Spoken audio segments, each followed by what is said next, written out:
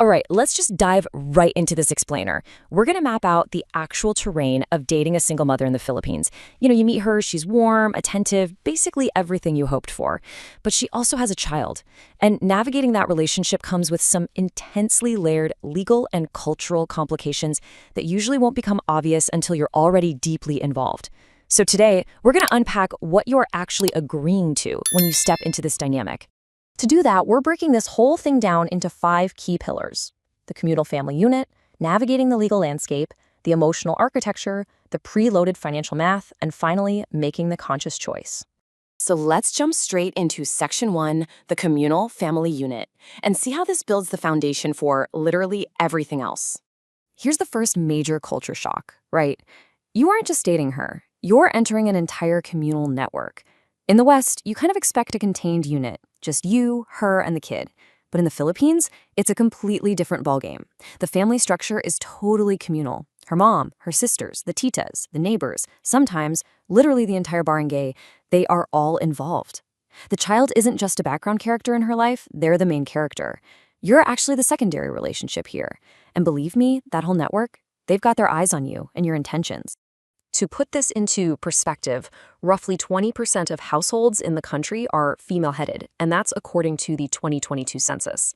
That number jumps even higher when you look at urban centers. This actually gives the Philippines one of the highest rates of single parenthood in all of Southeast Asia. So you're going to encounter this dynamic a lot, which makes understanding the mechanics absolutely vital. Now, you might be wondering, why are there so many single moms? Well, there's no divorce in the Philippines. Getting an annulment costs hundreds of thousands of pesos, often upwards of $500,000, and it takes years to process. So a lot of these single mothers, they aren't legally free. They might be separated, their ex might be long gone, but legally, they're stuck in limbo. And that distinction is a huge deal, way more than it might seem at first glance. There's another really common dynamic you absolutely have to grasp here. A lot of single moms aren't raising their kids day to day. If she's an overseas worker, or maybe working in Manila or Cebu while her kid is back in the province, the child might be more of an emotional identity for her than a daily physical reality. In those situations, it's the grandparents, Lolo and Lola, doing the heavy lifting. They're doing the school drop-offs, handling the fevers, all of it. In Filipino culture, a mother leaving to send money back home is seen as a massive heroic sacrifice. But for you, it means the grandmother is the one holding the real authority. She's the one you're going to have to answer to if you ever decide to merge your lives. Which brings us to Section 2, navigating the legal landscape. Because understanding the family dynamic is just the start. We really need to talk about your legal exposure. Okay, you have to understand this. The guy who came before you, he still has a legal claim and structural permanence over that child's life. Under the Family Code of the Philippines, parental authority is shared by default unless a court actively steps in. So even if the biological dad is totally MIA and hasn't paid a single peso in support, he can still legally object to things like travel or cohabitation. You're walking into a relationship with a prior attachment that is legally cemented in place. I'm seriously not trying to scare you here, but you need to know about the specific Republic Acts governing these situations before any kind of worst-case scenario happens. Take Republic Act 9262, for instance. It has a really broad definition of psychological violence. That means conflicts involving you, the mother, or anyone in her circle can actually escalate legally. And then there's Republic Act 7610, which is taken incredibly seriously when foreign nationals are around minors at airports or hotels. You don't need to live in total fear of these laws, but you absolutely 100% must know they exist so you can manage your exposure. Let's look at a practical example. Say you want to take a quick domestic trip, maybe a weekend flight to Boracay with your girlfriend and our kid. You have to follow some very specific steps to get a notarized travel clearance from both biological parents. Because dealing with a missing father's permission, that's your problem to solve before you even get to the check-in counter. Immigration officers are highly trained to screen for trafficking. And trust me, saying, hey, I'm dating her mom is not a valid legal document.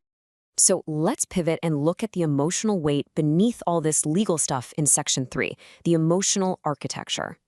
This part is actually super profound. Filipino single mothers, especially those who were left or abandoned, carry a very specific kind of grief. You have to remember, this is a deeply family-centric Catholic culture. She has almost certainly faced some mix of shame, pressure, or pity. Now, she might not show that to you right away, but that grief, it's going to show up in how she tests your consistency, how she handles conflict, or how fast she or her child attaches to you. A lot of guys come to the Philippines looking for a fresh start, right? A simpler life. But a single mom is, by definition, not a blank slate. She has a whole life that predates you, and it's a life that'll continue no matter what you do. Now, that doesn't make her a bad choice at all. In fact, many are absolutely extraordinary women. But it does make her a very specific choice, one that requires a lot of maturity to navigate. So before you even entertain the idea of merging your lives, you need to ask a couple of big questions, and ask them early. Where does the kid live, and who takes care of them day to day?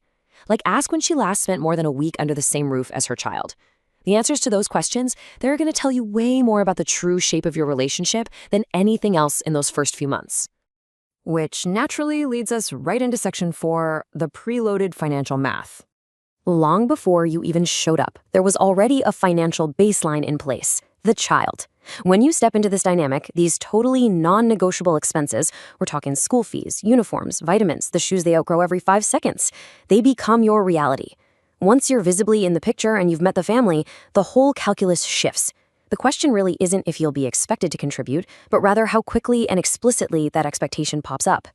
And you really need to understand the cultural logic here. This isn't some predatory scheme. It's completely structural. In the Filipino family system, a partner, and especially a foreign partner, is just assumed to have resources. And resources are meant to be shared.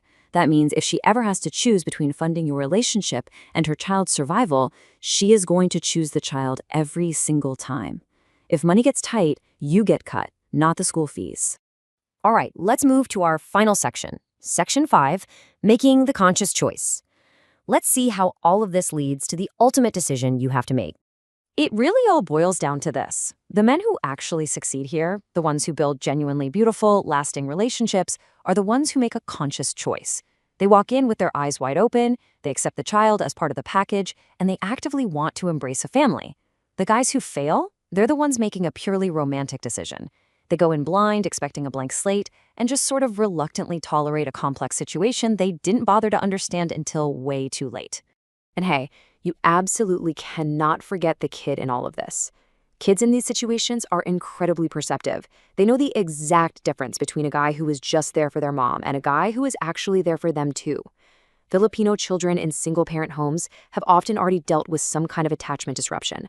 Another guy walking out the door, that doesn't just bounce off a kid.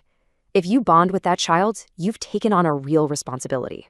To pull a great thought from the source material, this explainer isn't some kind of verdict on single mothers. Not at all. It's a map of the terrain. It's here so you can make a grounded, real decision instead of just a romanticized one. We're giving you this navigational tool to save you from discovering all these legal, financial, and emotional hurdles after the kid is already calling you daddy. Go in knowing. That's the whole point. So I want to leave you with this final thought. Knowing the legal structure, the communal family dynamics, the preloaded financial math, and the deep emotional reality of the Philippines, what kind of relationship are you honestly ready to build? Now that you have the map of the terrain, are you truly prepared to navigate all these complexities, or are you just looking for a fresh start? Take a minute and really think on that. As always, subscribe to our channel, like the video, and comment below. There are also some links in our description that you may find useful. See you in the next episode. Bye-bye.